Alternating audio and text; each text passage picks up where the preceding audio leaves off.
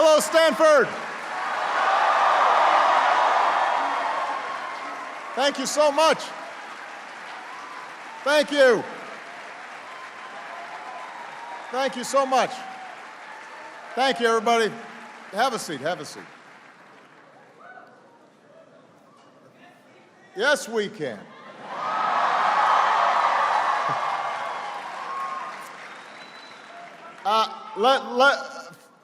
First of all, let me thank President Hennessy for not just the introduction, but for your outstanding leadership at one of the great universities of the world. I've got to admit, like, I kind of want to go here. I was trying to figure out why it is that a really nice place like this is wasted on young people who don't fully appreciate what you got. It's really nice, and everybody here is so friendly and smart, and it's beautiful, and what's there not to like? I want to thank you and everyone at Stanford for hosting this summit, especially Amy Zagart, George Triantis, and someone who served as a great advisor to me at the White House and as an outstanding ambassador to Russia before coming back to the farm, Mike McFall.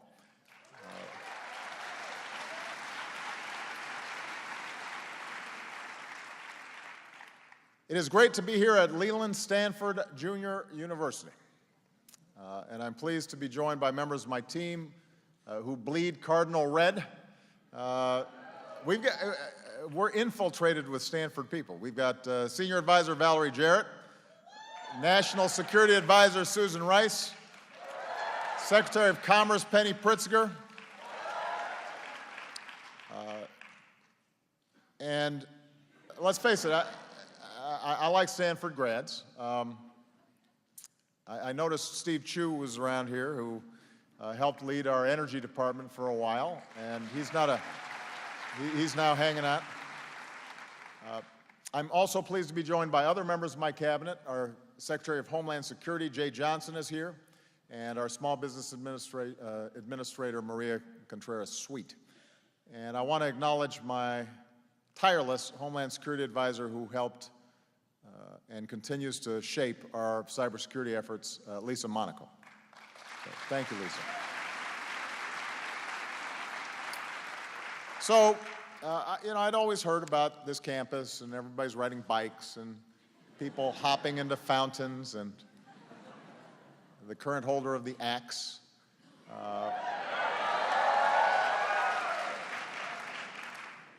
This is the place that made nerd cool. I was thinking about wearing some black rim glasses, some tape in the middle, but I guess that's not what you do anymore. Ambassador McFall told me that if I came to Stanford, you'd talk nerdy to me.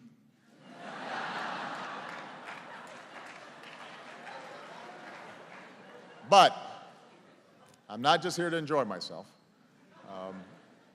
As we gather here today, America's seeing incredible progress that we can all be proud of. We just had the best year of job growth since the 1990s. Over the past 59 months,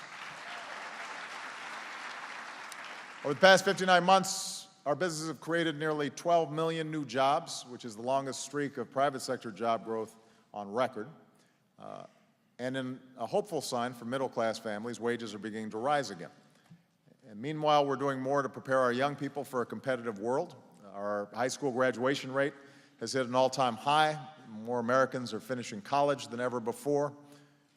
Here at Stanford and across the country, we've got the best universities, we've got the best scientists, the best researchers in the world. We've got the most dynamic economy in the world. And no place represents that better than this region. So make no mistake, more than any other nation on earth, the United States is positioned to lead in the 21st century. And so much of our economic competitiveness is tied to what brings me here today, and that is America's leadership in the digital economy.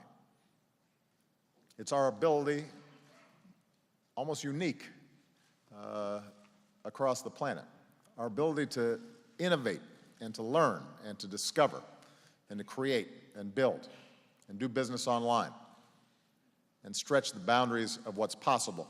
That's what drives us. And so when we had to decide where to have this summit, the decision was easy, because so much of our information age began right here at Stanford. It was here where two students, Bill Hewlett and Dave Packard, met, and then in the garage not far from here started a company that eventually built one of the first personal computers, weighing in at 40 pounds.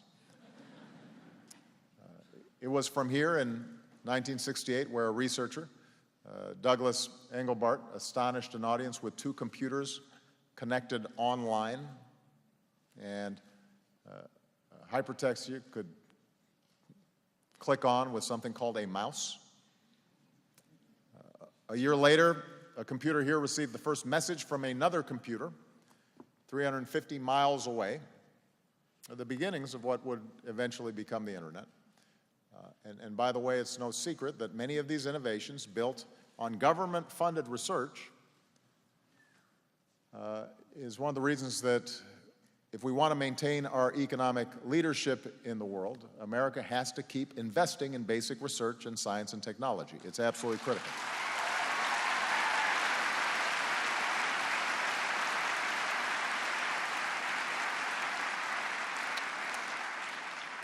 So here at Stanford, pioneers developed the protocols and architecture of the internet, DSL, the first web page in America, innovations for cloud computing.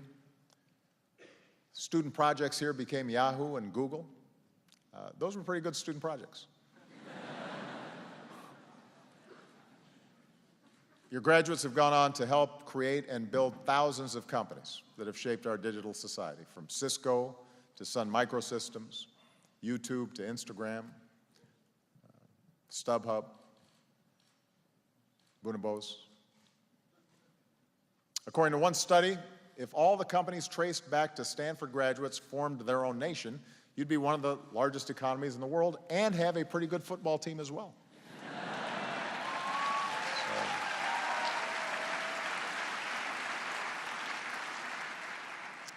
And today, with your cutting-edge research programs and your new cyber initiatives, you're helping us navigate some of the most complicated cyber challenges that we face as a nation. And that's why we're here. I want to thank all of you who've joined us today, members of Congress, representatives from the private sector, government, academia, privacy and consumer groups, and especially the students who are here.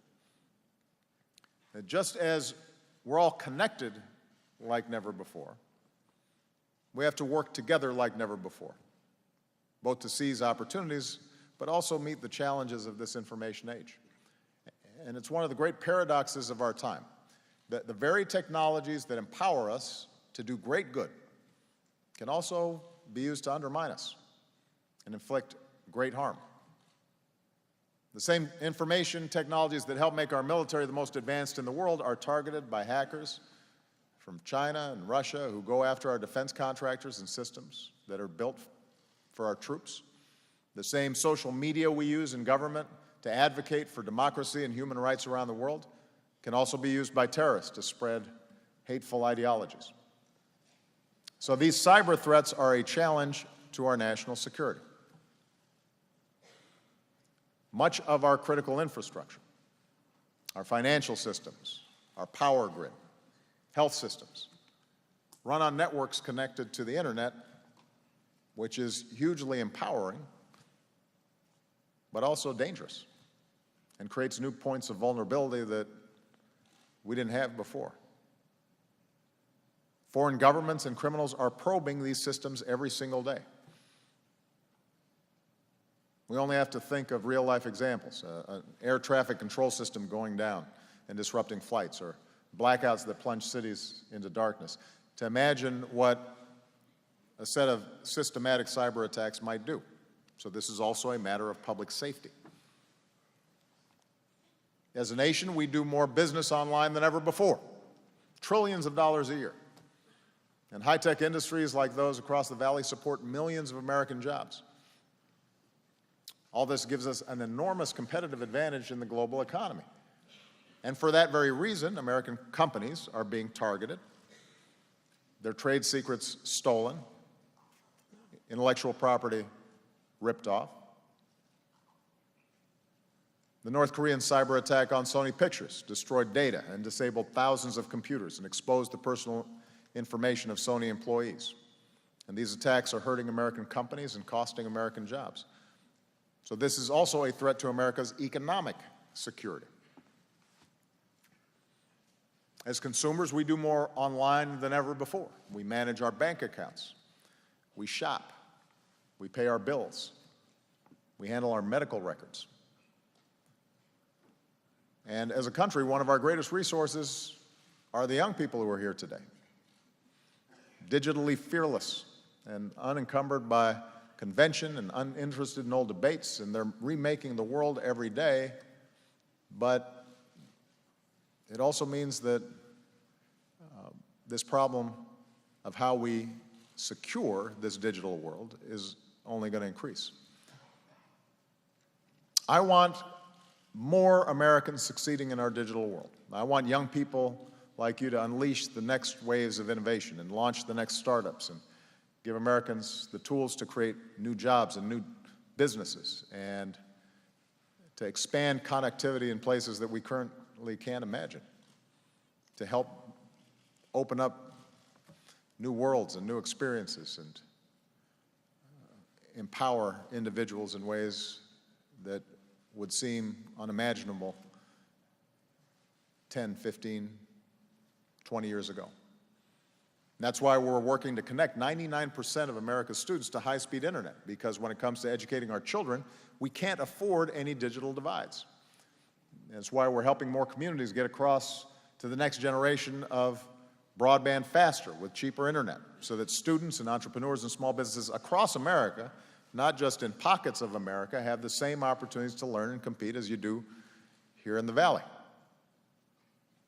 It's why I've come out so strongly and publicly for net neutrality, for an open and free internet.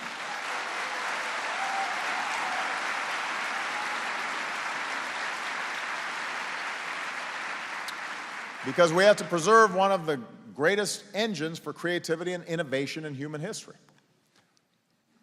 So our connectivity brings extraordinary benefits to our daily lives, but it also brings risks. When companies get hacked, Americans' personal information, including their financial information, gets stolen. Identity theft can ruin your credit rating and turn your life upside down. In recent breaches, more than 100 million Americans had their personal data compromised, including, in some cases, credit card information. We want our children to go online and explore the world, but we also want them to be safe and not have their privacy violated. So there's a direct threat to the economic security of American families, not just the economy overall, and to the well-being of our children, which means we've got to put in place mechanisms to protect them. So shortly after I took office, before I had gray hair,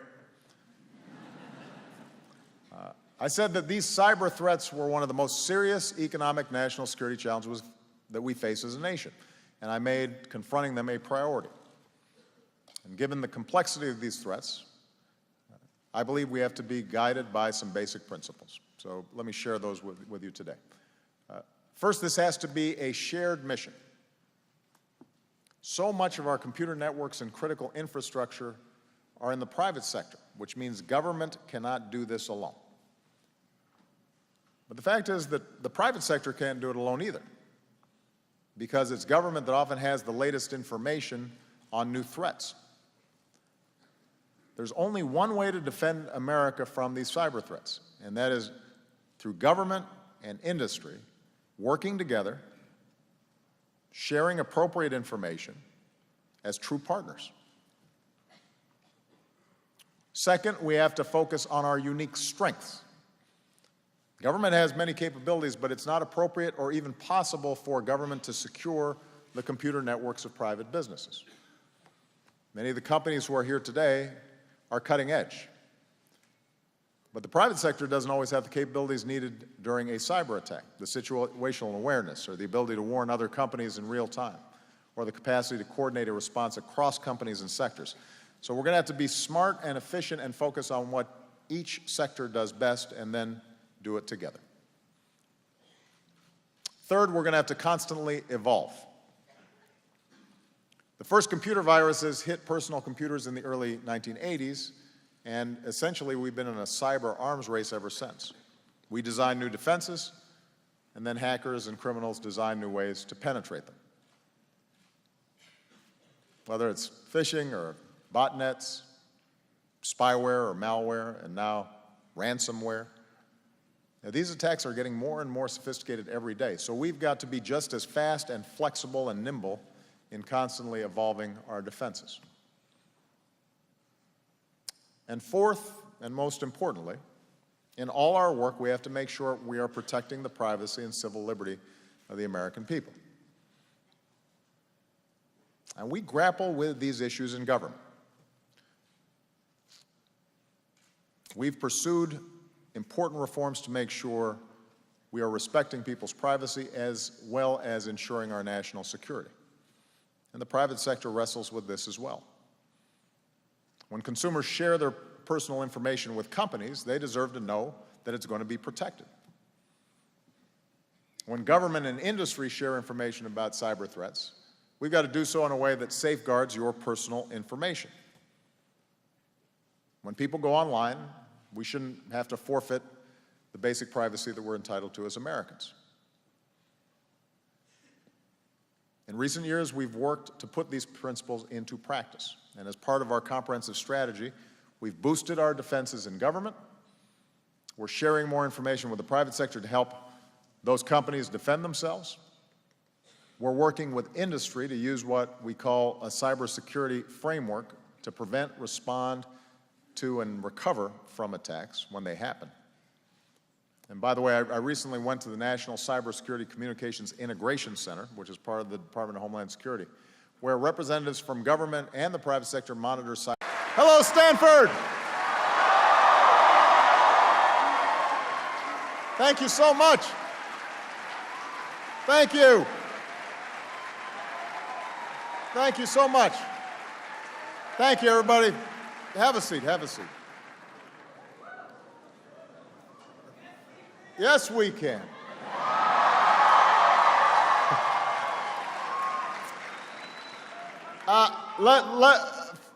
First of all, let me thank President Hennessy for not just the introduction, but for your outstanding leadership at one of the great universities of the world.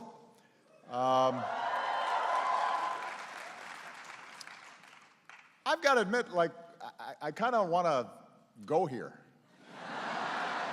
I was trying to figure out Leland Stanford Junior University. And I'm pleased to be joined by members of my team who bleed cardinal red.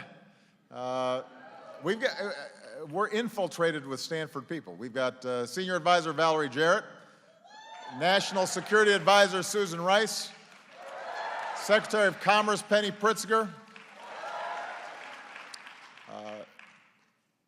and let's face it, why it is that a really nice place like this is wasted on young people who don't fully appreciate what you got. It's really nice, and everybody here is so friendly and smart, and it's beautiful, and what's there not to like?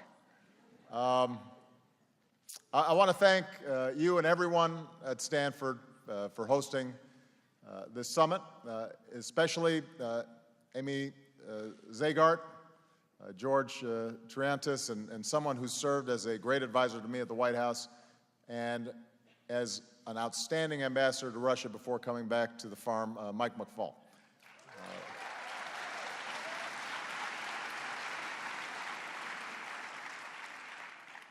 It is great to be here at